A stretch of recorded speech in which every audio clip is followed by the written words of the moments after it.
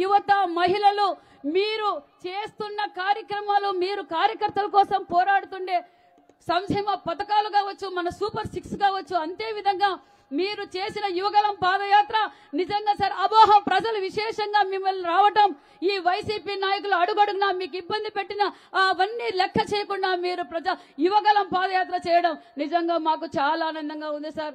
ఎందుకంటే నియోజకవర్గంలో వైసీపీ నాయకుల అరాచకాలు ఎక్కువైపోయినాయి. వలస పక్షులు వస్తున్నాయి, పోతూ ఉన్నాయి. ఒక వలస పక్షి వచ్చినారు, శంకర్ నారాయణ గారు ఎమ్మెల్యేగా మంత్రిగా పనిచేశారు. దాచుకున్నాడు. ఆయన ఇంకా ఎమ్మెల్యేగా ఉన్నట్లుగానే ఇంకో వలస పక్షి వచ్చింది. అక్కడ కళ్యాణ్ దుర్గంలో డిపాజిట్లు రావు. కళ్యాణ్ దుర్గంలో మంత్రిగా పనిచేసిన ఉషశ్రీ చరణ్ గారు ఇక్కడికి వచ్చి నేనేదో చేసేస్తానంటుంది.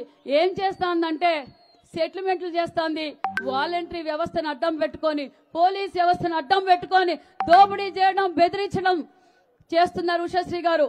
మేము ఇక్కడ సిద్ధంగా ఉన్నాం దేనికైనా ఎదుర్కోవటానికి. గత 5 సంవత్సరాలుగా మా నియోజకవర్గం ప్రజలు అహర్నిశలు పోరాటం చేస్తూనే ఉన్నారు. నా మీద కేసులు పెట్టారు, కార్యకర్తల పైన కేసులు పెట్టారు. అదరం బెదరం తెలుగుదేశం కార్యకర్తలంటూ తెలుగుదేశం జెండా ఎత్తుకునే ఉన్నారే తప్ప ఎవరు భయపడింది లేదు సార్. మేము తెలియజేసే దిశ నిర్దేశించేది మన చంద్రబాబు నాయుడు గారు. ఈ రాష్ట్రానికి, మా యువగలానికి, మా యువతకు భరోసా మా లోకేష్ బాబు గారు ఉన్నారన్న నమ్మకం ప్రతి ఒక్కరిలోనే ఉంది. ఎందుకంటే మేము ఏ దానికైనా సిద్ధం. ఎందుకంటే గత 5 సంవత్సరాల్లో రాష్ట్రం విడిపోయింది, అప్పుల్లో ఉంది. చంద్రబాబు నాయుడు గారు ముఖ్యమంత్రి అయిన తర్వాత ఈ రాయలసీమకి కరువు ప్రాంతం, పరిశ్రమలు లేవు, వలసపోతున్నారు. వాళ్ళ సందర్భంలో ఈ రాయలసీమకు తాగునీరు, సాగునీరు కావాలి, ఉపాధి కావాలని గొప్ప సంకల్పంతో దేశాలు తిరిగి కియా ఇంటర్నేషనల్ సంస్థ తీసుకొచ్చిన గొప్ప వ్యక్తి మా చంద్రబాబు నాయుడు గారు. అదే విధంగా కృష్ణా జలాలను తీసుకొచ్చి గొల్లపల్లి రిజర్వ్ తీసుకొచ్చిన గొప్ప వ్యక్తి చంద్రబాబు నాయుడు గారు, అపర భగీరథుడు. మేము ఈ సభ ద్వారా తెలియజేసేది ఒక్కటే, గొల్లపల్లి నుంచి మన చివరి చెరువు వరకు నీళ్లందించేది మన తెలుగుదేశం పార్టీ, ఉపాధి కల్పించేది మన తెలుగుదేశం పార్టీ. జాబు రావాలంటే బాబు రావాలి, హౌసింగ్ చేయాలన్న తెలుగుదేశం పార్టీ, అభివృద్ధి చేయాలన్న తెలుగుదేశం పార్టీ, రైతులకు భరోసా అన్న తెలుగుదేశం పార్టీనే తప్ప వైసీపీ పార్టీ కాదని ప్రజలు స్వచ్ఛందంగా క్లియర్ గా ఉన్నారు. మేము తెలియజేసేది ఒక్కటే, ఖచ్చితంగా తెలుగుదేశం పార్టీ మీరు ఎంతో నమ్మకంతో ఒక మహిళకు నాకు అవకాశం ఇచ్చారు సార్. ఖచ్చితంగా పెనుగొండ నియోజక ప్రజలు ఖచ్చితంగా మీకు భారీ మెజారిటీతో మీకు గిఫ్ట్ ఇవ్వబోతున్నామని కూడా తెలియజేస్తున్నాం. అంతేకాదు ఈ వైసీపీ పాలన అరాచకాల్లో ఏమైపోయిందంటే సార్, మీకు కూడా తెలుసు, మీరు పాదయాత్ర వస్తున్నప్పుడు చూశారు. ఈ రోజు ఒక ఇండస్ట్రియల్ హబ్ గా మన ప్రాంతం కనపడుతుంది అంటే అది చంద్రబాబు నాయుడు గారు విజనరీ అని నేను తెలియజేస్తున్నాను. అలాంటివి దానికి అనుసంధాన సంస్థలు 14 సంస్థలు ఆ రోజు మన గవర్నమెంట్ లో అగ్రిమెంట్ అయ్యాయి. ఈ జగన్ ట్యాక్స్, ఈ వైసీపీ నాయకులు ట్యాక్స్ కట్టలేక అవి ఇతర రాష్ట్రాలకు వలసిపోతున్నాయి. అంతేకాదు ఈ రోజు ఇక్కడ ఎమ్మెల్యేలు, మంత్రులు కబ్జాలు తప్ప వేరేం చేసింది లేదు. ఒక పక్క మద్యం ఏరులై పారుతా ఉంది. ఆ రోజు జగన్మోహన్ రెడ్డి చెప్పాడు మద్యపాన నిషేధం చేస్తాం, సంపూర్ణ మద్యపాన నిషేధం చేస్తున్నారు.